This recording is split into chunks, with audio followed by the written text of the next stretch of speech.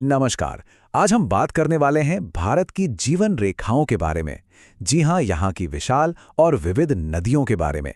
तो तैयार हो जाइए एक सफर पर चलने के लिए, हिमालय की बर्फीली ऊंचाइयों से लेकर सीधे प्रायद्वीप के पठारों तक। और देखिए, आज की ये पूरी बातचीत निकली कहाँ से है? वो निकली है इस एक सवाल से। ये सवाल हमें एक रोड मैप देता है कि भारत की बड़ी नदियां कौन सी हैं, उनकी लंबाई चौड़ाई क्या है और उनकी खासियतें क्या हैं। तो बस इसी सवाल के जवाब ढूंढने के लिए हम आगे बढ़ेंगे। अच्छा, भारत की नदियों को समझने के लिए ना सबसे पहले एक सिंपल सा क्लासिफिकेशन समझना जरूरी है। मतलब इन्हें हम दो बड़े ग्रुप्स में बांट सकते हैं, और ये बंटवारा इस बात पे है कि वो निकलती कहाँ से हैं। एक तरफ है हिमालय से निकलने वाली नदियां और दूसरी तरफ है प्रायद्वीपीय नदियां। अब इन दोनों में फ़र्क क्या है? देखिए, ये काफ़ी इंटरेस्टिंग है। जो हिमालयी नदियां हैं वो ग्लेशियर से निकलती हैं, मतलब बर्फ़ पिघलती है और पानी आता रहता है। इसीलिए इनमें पूरे साल पानी रहता है और ये नदियां भूवैज्ञानिक तौर पर काफ़ी यंग और एक्टिव हैं। वहीं दूसरी तरफ जो प्रायद्वीपीय नदियां हैं वो पूरी तरह बारिश पर डिपेंड करती हैं। तो जाहिर है वो मौसमी होती हैं। बारिश हुई तो पानी है, नहीं तो कम। और ये नदियां हिमालयी नदियों से कहीं ज़्यादा पुरानी और मैच्योर हैं। तो चलिए सबसे पहले बात करते हैं पहले ग्रुप की, हिमालय की। वो बड़ी बड़ी नदियां। ये वो नदियां हैं जिनका जन्म बर्फ से होता है और जो हमारे नॉर्थ इंडिया के मैदानों को सींचती हैं। इसमें ना मेनली तीन बड़े रिवर सिस्टम आते हैं। और शुरुआत करते हैं सिंधु नदी प्रणाली यानी इंडस रिवर सिस्टम से। पता है, ये दुनिया की सबसे बड़ी नदी घाटियों में से एक है। इसका जो बेसिन एरिया है वो इतना विशाल है कि इतिहास और भूगोल दोनों में इसकी जगह बहुत खास है। तो सिंधु की कुल लंबाई है करीब 3180 किलोमीटर, और इसकी चौड़ाई वो एक जैसी नहीं है, बदलती रहती है।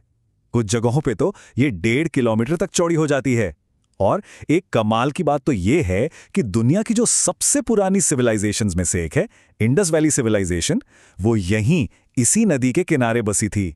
अब आते हैं भारत की सबसे पवित्र और सांस्कृतिक रूप से सबसे अहम नदी पर, गंगा। गंगा सिर्फ एक नदी नहीं है, आप जानते हैं, ये करोड़ों लोगों की आस्था है, जीवन है, एक पहचान है। जरा इस नंबर को देखिए, 2525 किलोमीटर। जी हां, ये है गंगा की कुल लंबाई। ये दूरी इसे भारत की सबसे लंबी नदियों में से एक बनाती है। तो लंबाई हुई करीब 2525 किलोमीटर और औसत चौड़ाई लगभग 350 मीटर। लेकिन जो बात सबसे ज्यादा चौंकाती है वो ये है कि गंगा का बेसिन दुनिया का सबसे ज्यादा आबादी वाला नदी बेसिन है। सोचिए कितने करोड़ों लोगों की जिंदगी इससे जुड़ी हुई है। हमारी अगली नदी है ब्रह्मपुत्र, एक ऐसी नदी जो अपनी जबरदस्त ताकत और विशाल रूप के लिए जानी जाती है। ये हमारे ईस्टर्न इंडिया की कह सकते हैं लाइफलाइन है, और हां, अपने उग्र स्वभाव के लिए भी काफी मशहूर है। इसकी लंबाई है करीब 900 किलोमीटर, पर असली कमाल है इसकी चौड़ाई में। असम में कुछ जगहों पर यह 10 किलोमीटर तक चौड़ी हो जाती है। बस इमेजिन करके देखिए। और एक मजेदार फैक्ट, इंडिया में आने से पहले तिब्बत में इसे सांगपो कहते हैं, जिसका मतलब होता है प्योरीफायर या शोधक। तो ये थीं हिमालय की तीन बड़ी नदियां। चलिए अब हिमालय से थोड़ा नीचे दक्षिण की तरफ चलते हैं और नजर डालते हैं प्रायद्वीपीय भारत की नदियों पर। जैसा हमने पहले बात की, ये बारिश पर निर्भर हैं और इनका कैरेक्टर हिमालय की नदियों से एकदम अलग है। तो इनमें जो मेन नदियां हैं, हम उन पर फोकस करेंगे। समझने में आसानी के लिए हम इन्हें इनकी बहने की दिशा से देखेंगे, जैसे नर्मदा और ताप्ती जो वेस्ट की तरफ बहती हैं, और महानदी दामोदर, कावेरी जो ईस्ट की तरफ बहती हैं। वैसे साबरमती जैसी और भी नदियां हैं, लेकिन आज हम इन मुख्य नदियों की बात करेंगे। प्रायद्वीपीय नदियों में ना नर्मदा और ताप्ती की जोड़ी बड़ी अनोखी है।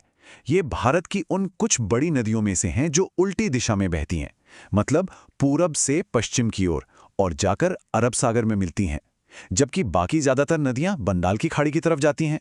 नर्मदा की लंबाई है करीब 1312 किलोमीटर, और इसकी सबसे खास बात यह है कि ये एक रिफ्ट वैली यानी दरार घाटी से होकर बहती है। और ताप्ती जो लगभग 724 किलोमीटर लंबी है, वो नर्मदा के पैरेलल मतलब समानांतर बहती है। ये एक बहुत ही इंटरेस्टिंग ज्योग्राफिकल फीचर है। ठीक है, तो ये थी पश्चिम की ओर बहने वाली नदियां। अब बात करते हैं उन बड़ी नदियों की जो डेक्कन प्लेटो से निकलकर ईस्ट की तरफ यानी बंगाल की खाड़ी की ओर जाती हैं। इनमें सबसे पहले है महानदी, जिस पर फेमस हीराकुंड डैम बना है। लंबाई है करीब 900 किलोमीटर। फिर है दामोदर, करीब 592 किलोमीटर लंबी। इसे पहले बंगाल का शोक भी कहते थे, क्योंकि इसमें बाढ़ बहुत आती थी। और फिर है कावेरी, लगभग 805 किलोमीटर लंबी, जिसे प्यार और सम्मान से दक्षिण की गंगा भी कहा जाता है। तो एक बार फिर से हिमालय की नदियों के स्केल को देखते हैं। ये चार्ट एकदम साफ साफ दिखा रहा है। सिंधु, ब्रह्मपुत्र और गंगा की लंबाई देखिए कितनी ज्यादा है। ये सही मायनों में हमारे उपमहाद्वीप की वो विशाल धमनियां हैं जो हजारों किलोमीटर तक जिंदगी फैलाती हैं।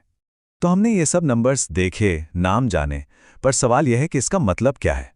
असल में ये नदियां सिर्फ पानी नहीं है, ये भारत की संस्कृति की, अर्थव्यवस्था की, हमारे समाज की नसें हैं। इनका महत्व हमारी सोच से कहीं ज्यादा गहरा है। ये चार्ट इस बात को बहुत अच्छे से समझाता है। देखिए, हमारी खेती का कितना बड़ा हिस्सा इन पर डिपेंड करता है। करोड़ों लोगों को पीने का पानी यहीं से मिलता है। फिर कल्चर और धर्म में तो इनका महत्व है ही, और साथ ही इंडस्ट्री और पावर जनरेशन के लिए भी ये उतनी ही जरूरी है। तो आखिर में बस एक सवाल, ये नदियां हमारी जमीन को, हमें जिंदगी देती हैं, पर क्या हम इन्हें जिंदगी वापस दे रहे हैं? ये एक ऐसा सवाल है जो हमें इन जीवन देने वाली धाराओं के भविष्य के बारे में सोचने पर मजबूर करता है। जरूर सोचिए।